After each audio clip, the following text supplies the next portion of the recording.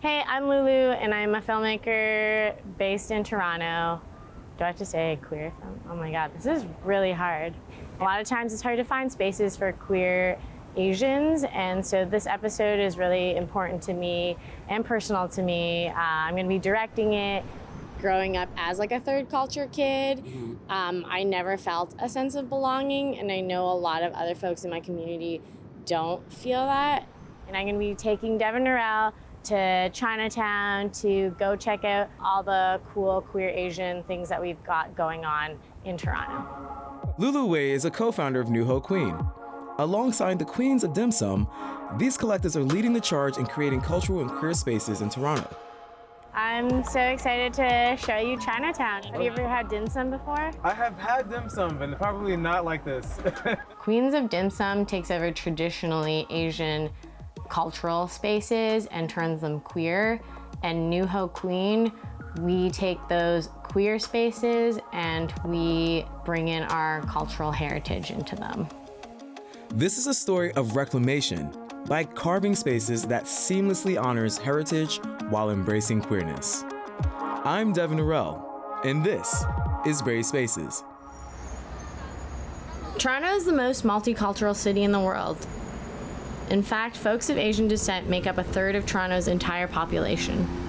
Cultural communities like Chinatowns began forming in the 19th century in response to anti-Asian policies and racism. These self-reliant neighborhoods offer strength in numbers, job opportunities, and enrich our cities with diversity. But today, their survival is in jeopardy. We have a lot of amazing, diverse cultural neighborhoods, but at the same time, those neighborhoods are at risk of being lost, and our queer spaces are also facing the risk of being lost. Gentrification is like one of the biggest issues that we've been dealing with in Toronto. Okay, Devin Norell, that's where we're gonna be going for the drag dim sum. It's called Sky Dragon Restaurant. Originally, the Chinatown started out in the east end of Toronto, and then it moved to where City Hall is. City Hall ended up being needed to be built, so they were like, you have to leave. And so the Chinese community moved here to Spadina Street, and there's only 2 malls left, and I feel like a lot of it's not being used right now, so I think there's a big risk of the malls getting redeveloped.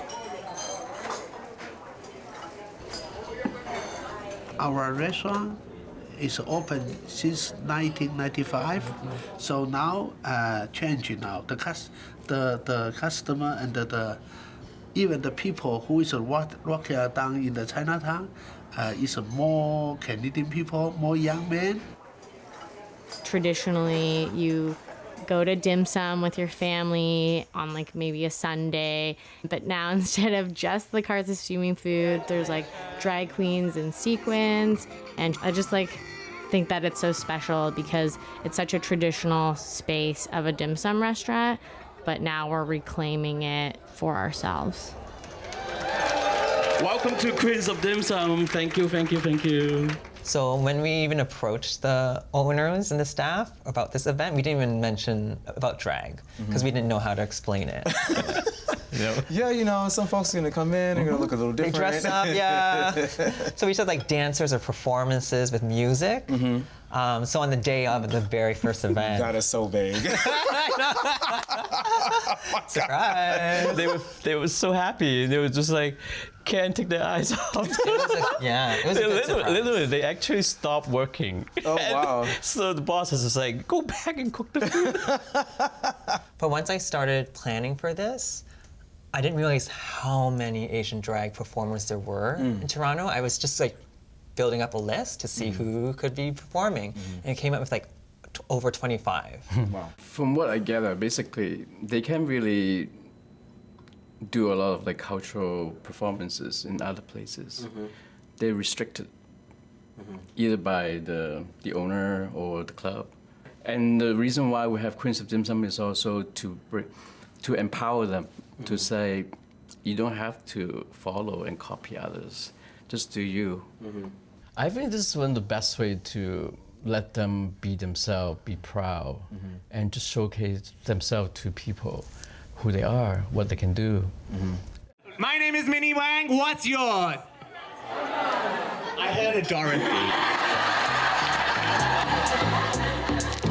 Okay, I think I've seen enough. The pressure to assimilate comes with a price. Studies show that giving up your heritage can cause significant psychological stress. On the other hand, communities that are able to integrate the multiple facets of their identity, from their heritage to their nationality and sexuality, are happier and healthier.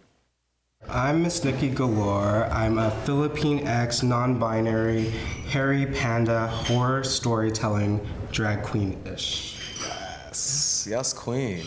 It's interesting to be like an Asian drag queen and then to be really like proud to be Asian and like, be able to talk about race and like the intersectionality of everything. I think it offends a lot of people sometimes.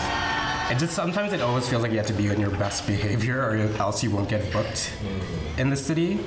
There are definitely not as many of us, so it's so important for us to be visible, to share the culture, share our history, and show what Asian performers are really made of. Beauty and arts is actually very celebrated in Asian culture, and I think there is a very particular aesthetic that is catered to that, and you kind of see it with all of us, which is incredible. I think what's important, what makes New Ho Queen and Queens of Dim Sum so great is that we don't have to rely on other spaces to get us places, we can do it ourselves. You want an original Philippine X love poem? One thing that I noticed in my first experience with both New Ho Queen and Queens of Dim Sum was that I was shockingly comfortable being myself and no one was staring at me. And it was very nice to be around people who kind of experienced the same thing as me and see that I didn't have to hide what I was wearing or how I acted, because traditionally I'm not like stereotypically what an Asian girl would look like. Dim Sum restaurants is kind of where I used to go with my family after church. And I remember performing last year and thinking wow, imagine if my family could kind of come to an event like this. It probably would have been easier to have these sort of conversations and bring friends who are a little unsure of what it was like to be me behind closed doors. I have the nostalgia of an environment that I spent a lot of time in as a kid, but then without the need to overcompensate. It was harder to come out because of how China was at that time. Coming to Canada was kind of the first time that I figured out I can actually be queer. So it was kind of hard for me to make friends as an immigrant. It's not until I started coming to New Ho Queen and met all of you. Usually when we just gather, it's just us partying, having fun. We don't really go into the deep and sad things and nostalgic and family history stuff. The sad part, what we call the sad part, the trauma part. Queerphobia is not an inherently Asian value. For example, there were openly gay Chinese emperors, and transgender people and third genders were traditionally accepted in India. Nowadays, 2/3 of all countries where homosexuality is illegal were under some form of British control. This isn't a coincidence. Colonialism has left a huge anti-gay legacy, so much so that even today, folks may have the impression that this value is an inherent part of Asian culture, but it's not.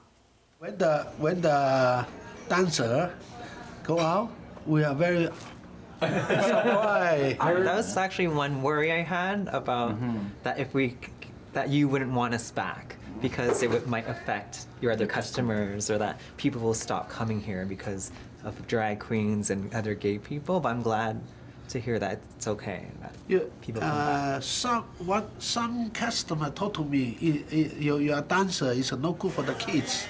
They say no good for the kids.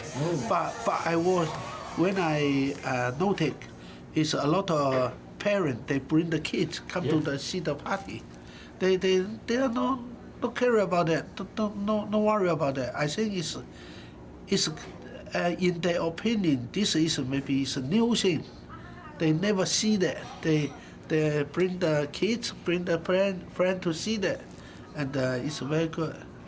I'm maybe we're internalizing it too much, or maybe we have projected things and we actually didn't need to worry in a way. I was so shocked by what Charlie had said. And this was the first time I heard this from him. And he said that, no, he stood up for us. I was really touched by it. Wow. He said, no, Quite the we're going ally. to keep doing this. This is good for us. I think even though we're surprised by like Charlie's reaction and by like the response from the regular customers, I think it's been great to see. And I think we do need to have a benefit of a doubt that these folks are actually more open to the queer community. There's maybe not as much exposure for them to see queerness like this, but once they see it, once they're exposed to it, it's not harmful. Like they see just how like supported it is, how celebratory it is, and it's not putting anyone in danger. We're just being ourselves. I mean, and drag is fun. It could have just been any regular drag brunch, but it is specifically dim sum. Dim sum in Chinese is like a love heart. I grew up having dim sum every week with my family, actually. So to me, it's a connection, the idea of like a family, to support each other. To me, that is like a very meaningful.